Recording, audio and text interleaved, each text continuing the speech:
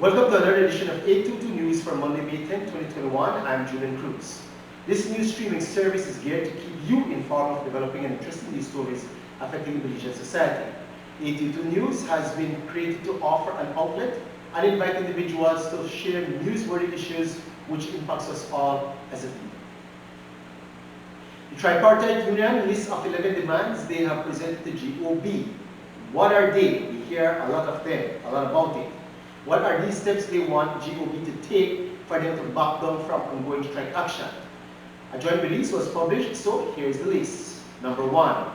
The first of the 11 points calls for the implementation of the United Nations Convention on Anti-Corruption, UNCAC. The unions are asking for a written commitment from the government for its implementation and constitutional protection against its removal. Also included is the drafting and ultimate enactment of 4 pieces of legislation. A, the Asset Recovery and Disposal Act. B, Whistleblowers Action. C, Illicit Enrichment Campaign Action. And D, a Campaign Financial Act. Number 2, the unions are asking government to continue the dialogue with the joint unions regarding the salary cuts. While the government has reiterated its position to proceed with the 10% reduction in salaries, the union wanted it back on the table as a subject matter and its possible reversal. 3. Unions are also demanding that the ministers of government, quote, relinquish allowances such as telephone, which is $1,000 a month, vehicle maintenance, $1,350 per month, entertainment and housing, $1,000 per month. Number 4, the joint unions are also asking for the formation of a tripartite social partnership agreement inclusive of the government of Belize, the private sector, and the NTUCB. This should be legally constructed and recognized to coordinate the adoption of reform strategies, relative policies, and ensure the inclusion of an effective monitoring mechanism at 6 months intervals. Number 5, the enforcement of an aggressive tax collection exercise. Unions are calling for tax reform and strengthening of the relevant tax departments. Number 6, removal of ministerial discretion from tax, land, and labor-related issues, as well as placing a moratorium on tax exemptions granted by the Ministry of Finance and public declaration exemptions that have been granted. Number 7, the implementation of policies regarding imports, and in line with this demand, the unions are specifically requesting the formation of monetary mechanisms to control the foreign reserves in order to maintain the rate of foreign exchange. Number 8, the demand for a rationalization of the public sector and the compendium of allowances and the related perks. Number 9, the unions are also calling for the development and enactment of legislation for the private sector to transition to the point of sale system, and stated in their list of points that a specific date of enforcement should be designated. Number 10, the unions are calling for an audit of the community goods and petrocarbon funds. And number 11, the joint unions are calling for the introduction and enforcement of consumer protection laws and regulations with sufficient resources provided for monitoring. Most, if not all, of these 11 points were tabled during negotiations. On Friday, the government of Belize inaugurated a health clinic in the Belize village, a short drive from San Ignacio. Minister of Health and Wellness, Michelle Shabat, and CEO Daisy Mendes were joined by Prime Minister John Buseno at the opening. The end objective is to make healthcare accessible to the approximately 6,000 residents in the village and surrounding areas. Bullet Tree now officially has a health center.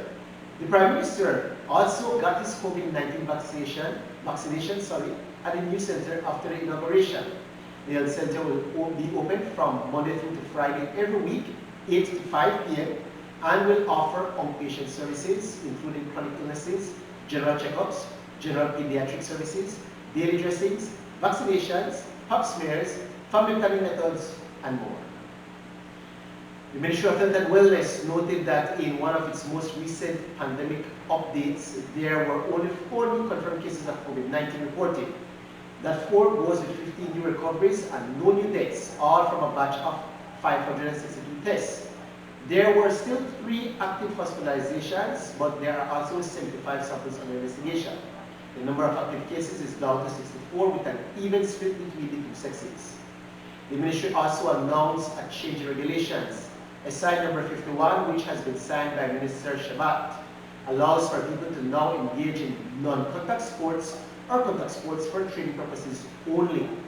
For example, the players preparing for FFP-related tournaments right now can train. Another important change is that restaurants, saloons, diners, and other establishments can offer dining-in services for no more than 75% capacity, up from 50%. Home Affairs Minister Karim Musa, however, gave a warning to bar operators who are opening shop to sell liquor. Musa says the statutory instrument is clear when it comes to these establishments, and we quote, "I want to advise all bars that the statutory instrument has not been changed in relation to bars. What is in place again, and this worth repeating, is that only restaurants are allowed to open at this time. So if it is that a bar is open and not serving food with alcohol, they are in direct breach of the statutory instrument." We'll go for a break and be right back with more news.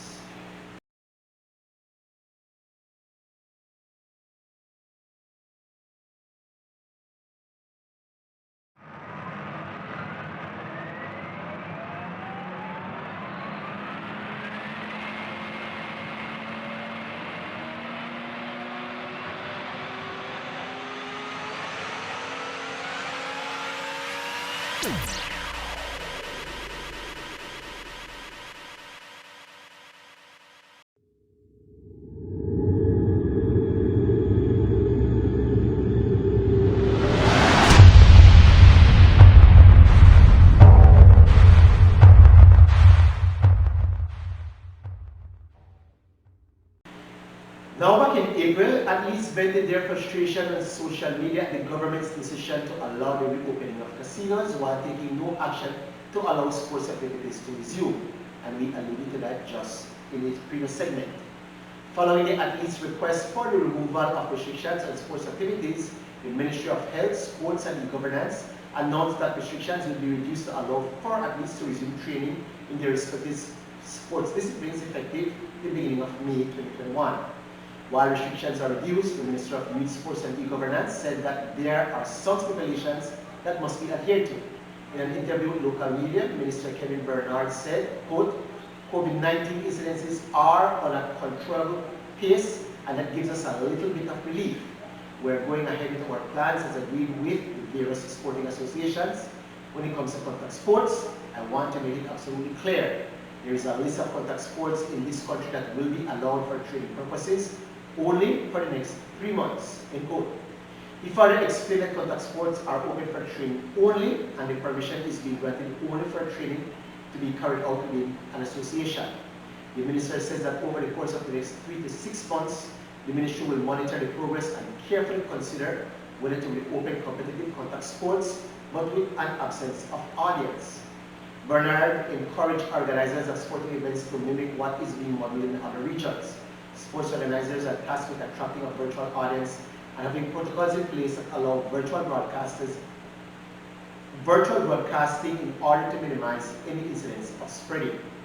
These events will be closely monitored by the Ministry of Health and Wellness. If cases begin to surge following the reopening of sports, Minister Bernard says that the ministry will do what it needs to be done to keep the pandemic controlled, even if sports must be suspended once again. The COVID-19 pandemic has reversed development gains for millions in poor countries, creating an even more sharply unequal world, according to a new UN report released on Thursday. The global economy has experienced the worst recession in 90 years, with the most vulnerable segments of society disproportionately affected, said the Interagency Task Force on Financing in their Financing for Sustainable Development Report 2021. It pointed out that some 114 million jobs have been lost and about 120 million people have been plunged back into extreme poverty. The highly uneven response to the pandemic has, quote, "widened the already gaping disparities and inequalities within and between countries and peoples," end quote, according to the 60 international agencies that authored the report. And while an historic $16 trillion in stimulus and recovery funds released by governments worldwide have helped to stave off the worst effects, less than 20% of it was spent in developing countries. Before COVID-19, around half of at least developed and other low-income countries were under threat of or already experiencing debt crises or distress. coupled with failing tax revenues that has subsequently sent debt levels soaring.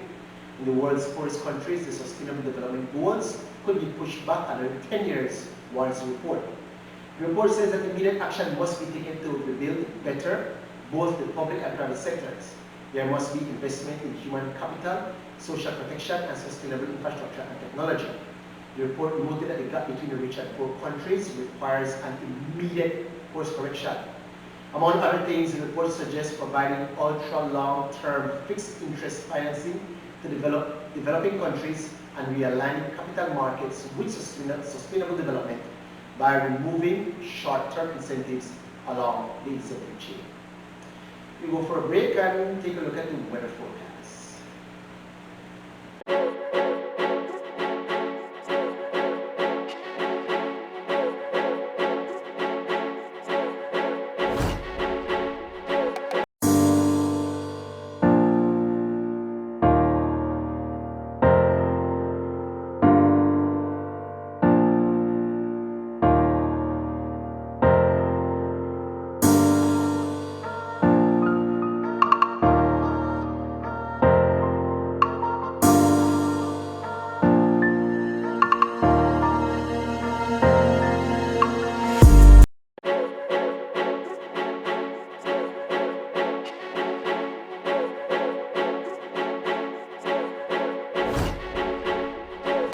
It was a gruesome scene on Friday night when a house in the village of St. Matthews erupted into flames. Inside the home were two people, 36-year-old Kendra Middleton and her 3-year-old son, Aiden Harris. Kendra's former boyfriend, Dimas Joel Mendez, had been seen causing commotion at the house around 10:30 p.m. that night, demanding that Middleton open the door and let him in. A little while later, her home was seen engulfed in flames. When police arrived and inspected the crime scene, they found the charred remains of the two bodies. Mother and child had been burned to death. Dimas Joel Mendez turned himself in on Saturday morning and reportedly confessed to committing the crime. He was taken into custody and charged for the double murder. Kendra had made reports to the police department of harassment by her ex-command-law on numerous occasions. Sadly, no serious measures were ever taken to alleviate the situation. Today, Kendra's family is mourning her and her child's untimely death as they await justice to take its course. Our sympathies are extended to the family in this very grievous situation.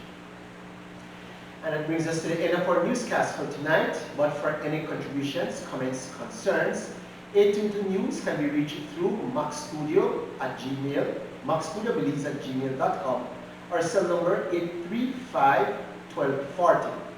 Stand up and speak truth, Belize. Until we see you next time, take care and goodbye.